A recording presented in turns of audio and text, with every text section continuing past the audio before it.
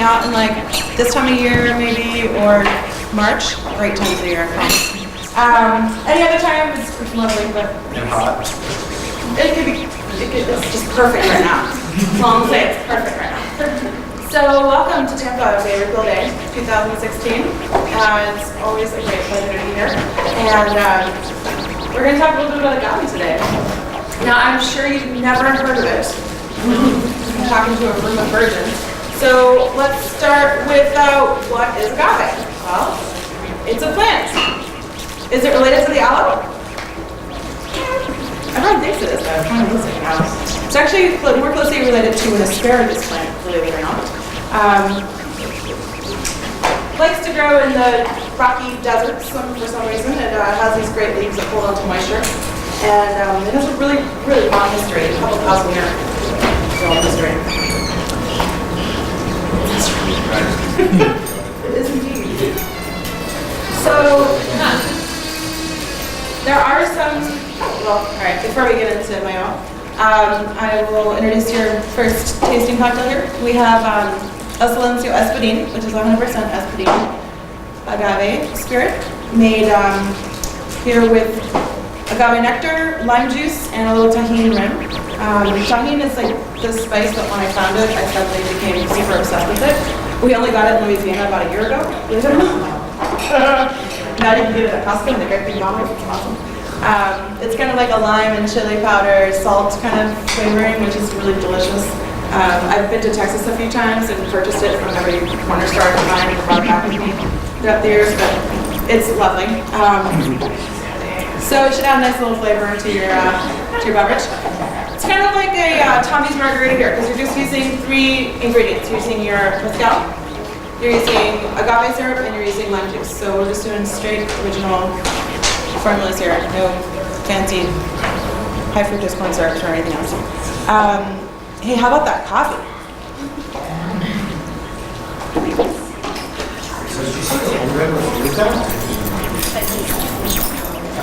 Tahin. Tahin. So Mayael was the fertility goddess, and she fell in love with the god of war. And this was completely forbidden by her grandmother, who's in charge of these things up in the heavens. And so they ran away to Earth in order to be together, have their love affair. Her grandmother was not happy about that, and so she sent out her little star devils to, which I didn't make that up. It's not just happened to be that way. Star demons after them, and they disguised themselves as branches of trees or agave leaves. In that time, her grandmother recognized her and sent down the demons and basically went out to kill them. Really lovely. Before that happened, the 2 of them had 400 babies, which are known as the rabbits. Yeah. Mayael has 200 breasts in order to feed these 400 rabbits. And this is just the folklore. It's amazing what we have about agave here. And they were sent down and torn to shreds. Afterwards, Quetzalcoatl comes back and returns to human form. He gathers up her remains and scatters them into the fields, which is where our agaves come from. And then he comes back and mourns for him in the form of lightning, thunder, and rain. So it's very, very, very emotional relationship that they have. And this is where the history of the agave lore of Mexico comes from this really lovely folk tale. You can often see the rabbit or as a symbol for agave spirits, and this is where that rabbit comes from.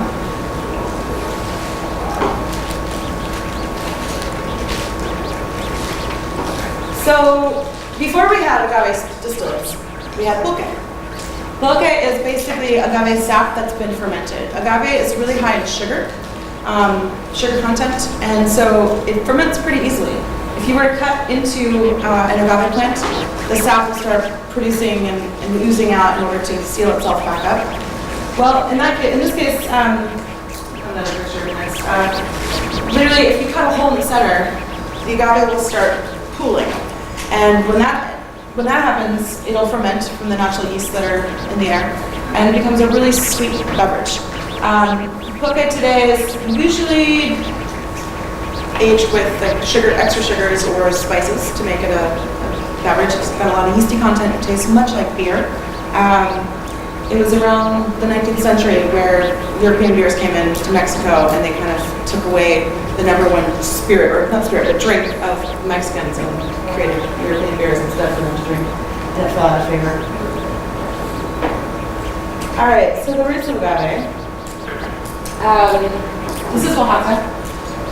As you can see, it's barren, almost barren landscape. There's a few trees around, but not a whole lot. It's not a very forested mountain. The United States and Mexico. Who knew Mexico was actually called the United States and Mexico? It really is. And these are all the states. The majority of mezcal is going to be made here in Oaxaca. And the majority of tequila is made here in Jalisco. But there are other states that too can be made in. We'll get to that next. So these are the states where you can make these different types of agave spirits. Bacanora comes up here from Sonora. Sotal is here in Chihuahua. Those are the only states that you can make those two categories in. Tequila can be made in these states. There's one state where you can make both mezcal and tequila, which is kind of a good place to live, I guess. Right?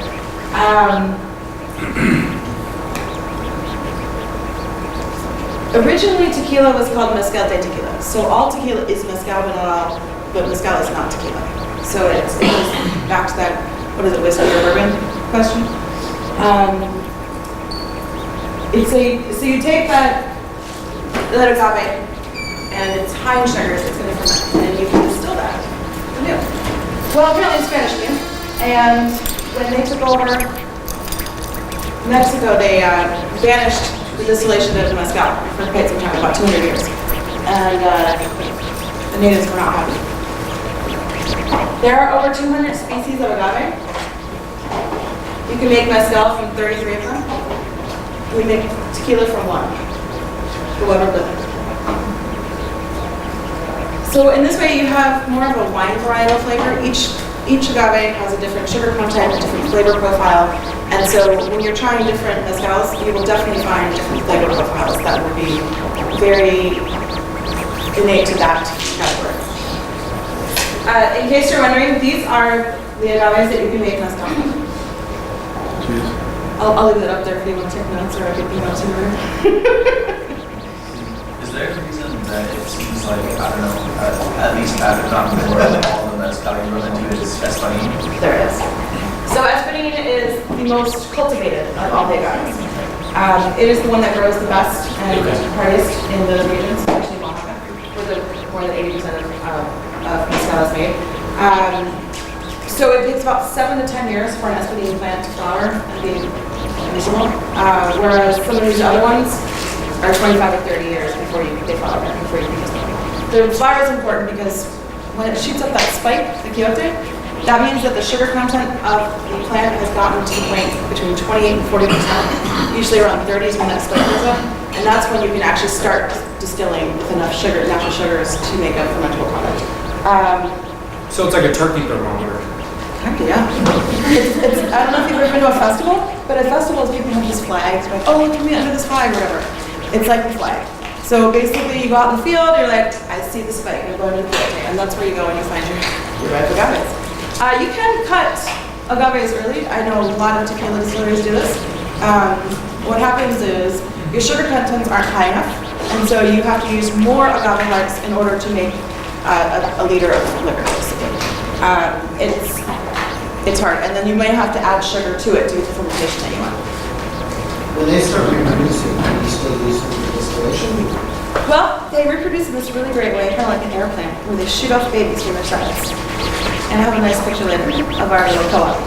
So literally, you can take those babies and nurse them in a little nursery. You do that for a few reasons. Number one, just like any animal in the wild, not all will make it. So if you take them from their mother, foster them and make sure they get water regularly for the agave plant. The mother is the one that you're going to distill, yeah. Those babies come out first. The flower? The flower, she's still using it? Do you really understand? No, you have about 6 months before you lose the sugar content after that spike goes up, after the pH goes up. So you do have time. Once that spike goes up though, that's like your warning signal, it is time to harvest. Sorry, what was the name of the spike again? Quiote. Quiote.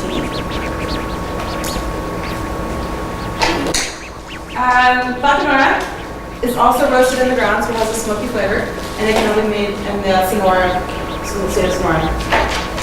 And this is the agave. You can only make it from that agave as well. Tequila is mostly made in Jalisco, but you can also make it in Michoacan, Tamaulipas, Guanajuato, Nayarit. It's made from Weber Blue, originally known as mezcal for tequila. And then Mezcala is made in the Puerto Vallarta area, and it's made from these two agaves, Lechuga and Pachatimona. It's cooked above the ground, so much like tequila, it does not have that smoky flavor. Sotal is made only in Chihuahua from the desert spoon, and this is the northern Mexico area. It also grows wild in Texas. Texas is never part of Mexico before, right? And this is also cooked above the ground, and this agave is actually been reclassified as more closely related to yucca, but you try telling that to people from Chihuahua, they're not going to do it. Can't change the name of my spirit. So there we go. This is a quiote in full flower. At El Silencio, we leave 10% of our native plants that are in the wild to go to full flower. And this is number one because we really want to be continually reharvesting. We're taking the cuttings, we're regrowing, we're replanting, but 10% we want to be naturally reoccurring in our lands. And this has been really important for the people of Mexico for a number of reasons. There are 4 edible parts of this plant. The leaves, you can eat kind of like an artichoke, you can scrape them with your teeth and eat pieces of the leaves. The stalks are also edible, the flowers are edible, and the sap, obviously agave nectar, which we've all seen before in Rouse's or Safeway or whatever your local grocery store, but kind of not Publix. So these are some of our workers at the Palenque. The Palenque is where you're making your mezcal through distillery, essentially. Really fun guys, as you can see. Not afraid of the camera. Pedro Hernandez is our mezcalero. He's 7th generation. This is something that's handed down to you from father to son. He's the 7th generation, and he has no sons. He has 7 daughters and no sons. So our next mezcalera will be a mezcalera. We will have a female master distiller, which is pretty amazing for the culture. And they're down with that? Oh, they're already in training. She's Cool. 12. Very A few more years, but she's there every day after school. Awesome. Yeah, it's happening. So it's literally something that's lineage, it's passed down for you. You don't just get to like say, hey, be a mezcalero. Just not like that. It's pretty much, the same thing as a humidor. The humidors are out there in the fields cutting the agave plants, mostly tequila for tequila, which is an amazing field that we all have. Where that is also a passed on profession. You don't just get to show up and say, I want to be a humidor.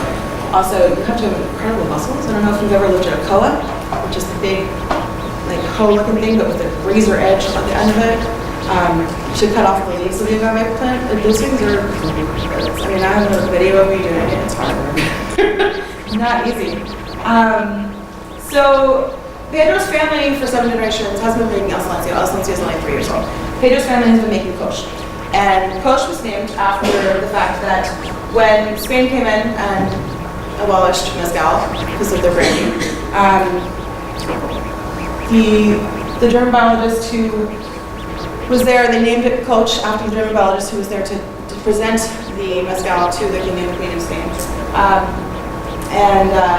In order to properly reflect the heritage of mezcal that was brought back to Mexico, they named their distillery after that. Koch makes a line of single distillates, so there's about 12 different single distillate mezcals. Tobiche, which is one of our blends, is up to 20 years before they harvest. Mexicano is 15 to 20 years as well, and then Espadín is 7 to 10. So probably talk about this is the agave field that you guys harvest from, is it highland or lowland? We have 7. Okay. We're about 1,250 meters. So I would say, what is that, about 3,000 to 4,000 feet, almost a mile up. We're in the San Balthazar Mountains, and we have 7 different fields. One is a huge co-op of espadín that we work with other farmers, and then we have some of our own fields as well.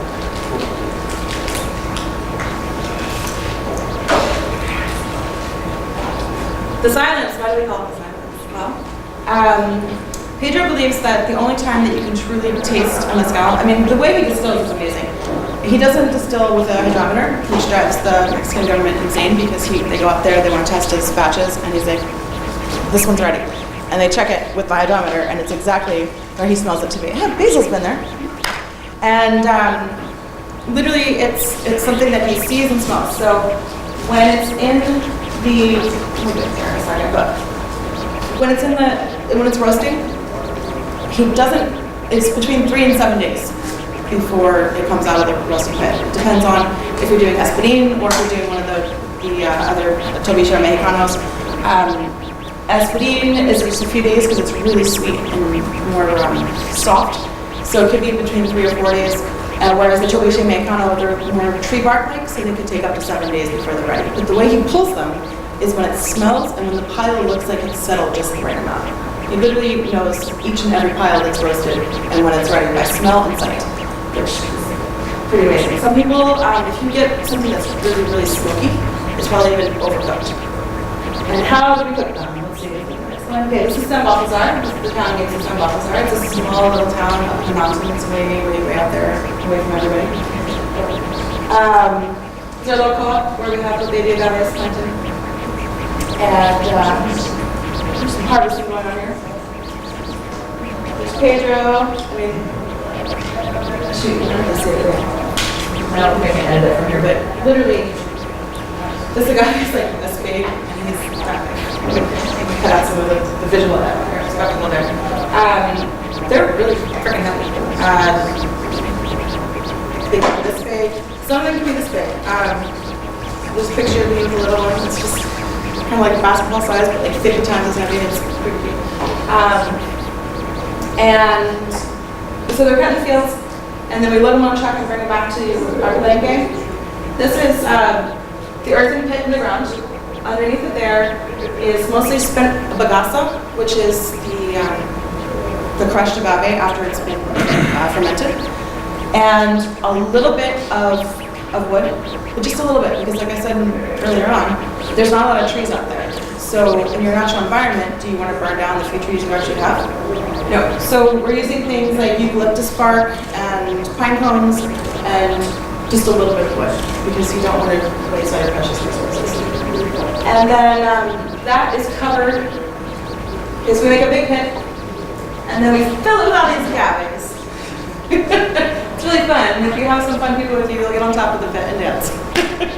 Make sure it's smashed down really well. Did you get on the pit? Yeah. I have some good pictures of you too. Let's just stuck them in there. It's fun. So your baking or your roasting is outdoor? It's all outdoor. And so we dig a pit, and then we put that little bit of wood under there and the bagasse, get that lit, and then we put volcanic rocks on top. And on top of the volcanic rocks, after that, it takes about 4 hours to get those hot enough. Then you load in the agave. Wow. The agaves are completely packed in there into a huge, gigantic mound. Is that all mechanized? I mean, like you got a machine? It's all by hand. All by hand. Really? Yeah, all by hand. So we have industrial, we have ancestral, and we have traditional mezcals, right? So industrial is going to be usually cooked in autoclaves, much like many tequilas are. Traditional is going to be, and ancestral is in this traditional fashion where it's all done by hand. Every single process is done by hand. So this is all loaded by hand. Basil and I and 40 other people. All silencio is done by hand. This is, everything's made there. This is it. It's a very small blending. And we only have 4 stills, so we're basically distilling at all times to make the minimum requirements we have. We can expand, but we don't need to yet. And so we're running pretty much, we're running batches every day. Load it in, and then, but you can only cook. I mean, that takes 4 days to make one pit. So it takes minimum 4 days. So you can only cook so much at a time. So this is all loaded in there, and then, I'm sorry I don't have a picture of Sparky, our I trusty have a mule. picture of Sparky. So Sparky is awesome. He's a mule, and his whole job is to pull the tamana, which, if we turn off the lights, we'll see it better. But it's this big volcanic rock. You will see in a lot of tequila distilleries that it's pulled by motor. Ours is done with a mule in traditional fashion. And Sparky is pretty cool. There's no whip and chain. He just kind of like walks around and stops and eats some agave, and then walks and stops and eats some roasted agave, which kind of has this like pumpkin flavor, really sweet and nutty and delicious. And yeah, so he's got a pretty cushy job. He also has 2 friends that help, so he's not the only one. So there's 3 mules altogether, all told. They take turns. So once this is all crushed, then it's ready to move into the fermentation tanks. So the fermentation tanks are just big open oak vats, and it'll sit there for about 4 days. We use wild snowball as our yeast, which comes from the air. We're not adding yeast to anything. Again, we do have our yeast isolated and saved in case there's some kind of catastrophic event that happens. We can continue to have our flavor of mezcal forever. But this is not something that we're worried about right now. Why the volcanic rock? Like, why that, not something else? Well, volcanic rock is indigenous to the neighborhood. Okay, it's just like what's around? Yeah, volcanic soil is offered. I was wondering if it was like the hardest thing or like special for me, but availability, that's all. It's availability, and it's the way that it was originally in conception. I mean, what do you have that you can work with around here? It's just something when you do a seasonal cocktail menu. What do you have here that you can use? Volcanic rock retains heat really well, so that makes it great. It doesn't crack and break like some rocks that slate will do, like splinter and shatter. So volcanic rock is good for that reason too. We're retaining heat, going without shooting out dirt house. So about 4 days in our vats, and then it's moved into our copper pots. Now, I was really interested to see that, and I know Jonathan's picture had one as well. Just I think it works around it, but I was like, why are those beautiful copper pots underneath all the cement?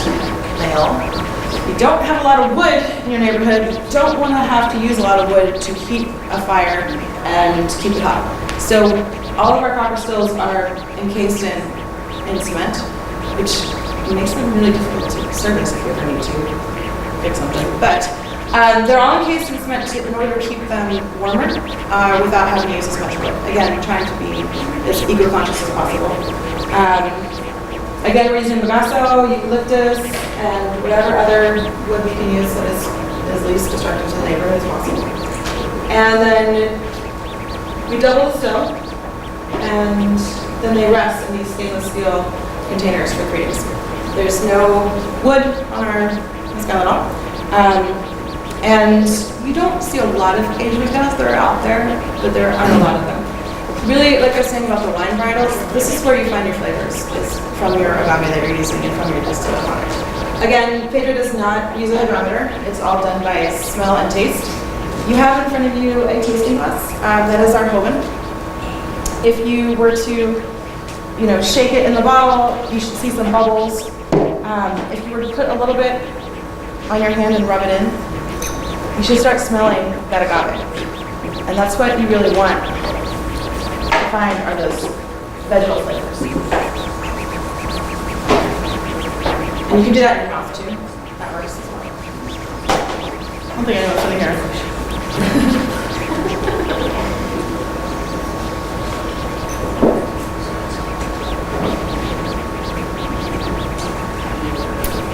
The Hogan is distilled to 80. We add a little bit of 10 bottles of water. Well, actually, we bring it down to 80. It's not distilled to 80. It's bottled to 80. We bring it down to 80 with a little bit of the 10 bottles of water, which is known to be kind of like fountain of youth of Mexico. Really amazing spring water. And everything's hand bottled right there in the same little clinic. Our bottles are made in Mexico City. The only thing in this entire bottle that is not made in Mexico is this label. It's made in Washington, D.C. Just just to be honest, otherwise it's 100%, it's 99.9% enjoyment. This is a baby agave that was on its way to the co-op to be connected.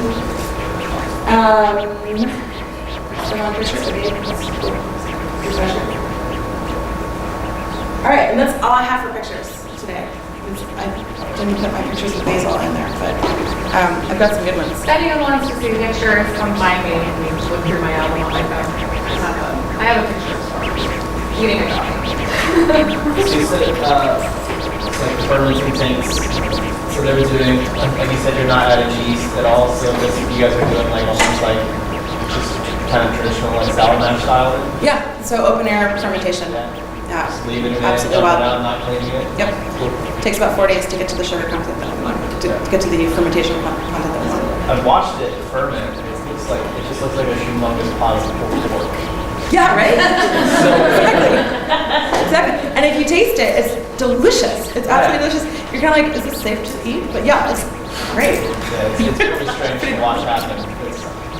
I do have some notes.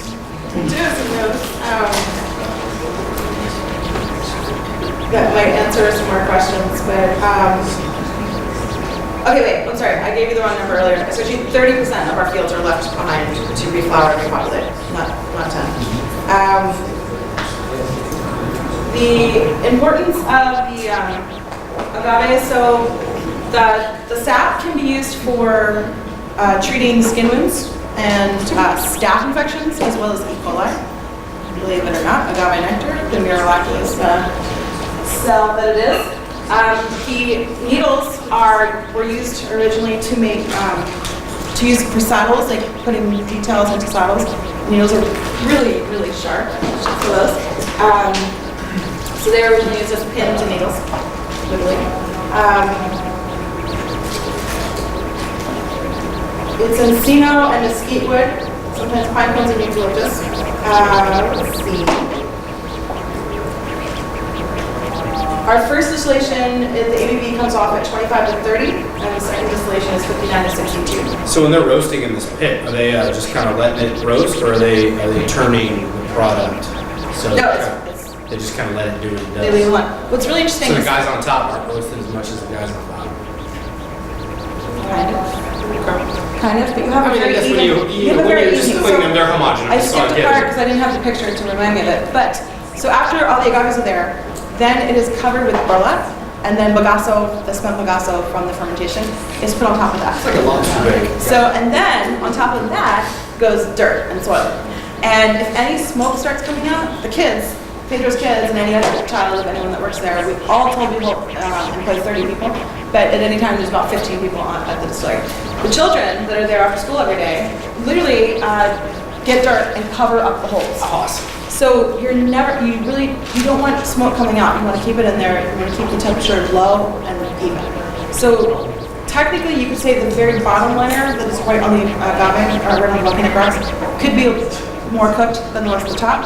But in general, it's going to have the same temperature throughout the entire pile because of the fact that it's kind of like a crock pot. Sure. So maybe at the bottom of your crock pot, if your fire is too hot, it's going to get burnt.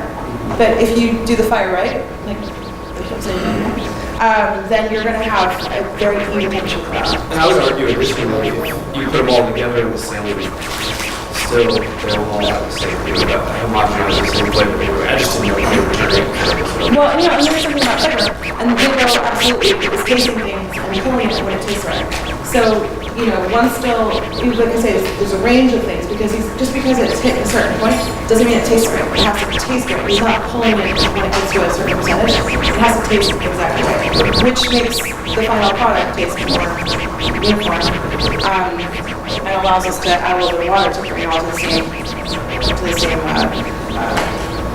what's that? ABV.